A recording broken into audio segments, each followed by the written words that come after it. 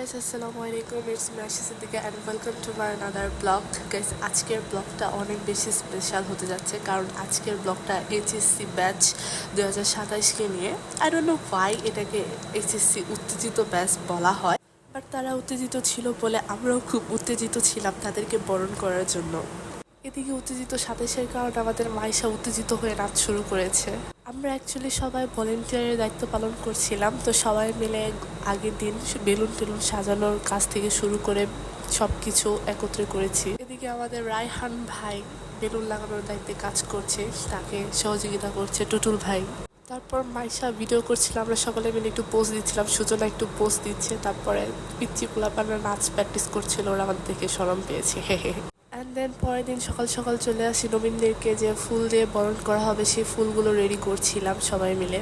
সবাই অনেক এক্সাইটেড ছিলাম, কজ আমরা এখন সিনিয়র হয়ে গেছি। বাট দুঃখ একটাই, আমরা কোনো সিনিয়র পাবো না, এখন আমাদের সব জুনিয়র। উত্তেজিত 27 এতই উত্তেজিত ছিল যে আমাদের অনুষ্ঠান শুরু হতো প্রায় 9টার দিকে, তারা 8টা সাড়ে 8টার মধ্যে সবাই চলে আসছিল। অ্যান্ড দেন আমি আর মাইশা একটু তাদের মাঝখান দিয়ে হেঁটে হেঁটে একটু ভিডিও করলাম। অ্যান্ড দেন কোরআন তেলাওয়াতের মধ্যে দিয়ে আমাদের অনুষ্ঠান শুরু হলো, এবং তারপর একটু অসাধারণ নৃত্যর মাধ্যমে নবীনদেরকে বরণ করে নেওয়া হলো। অ্যান্ড দেন আমাদের স্যাররা সবাই গিয়ে নবীনদেরকে হাতে হাতে ফুল দিচ্ছে।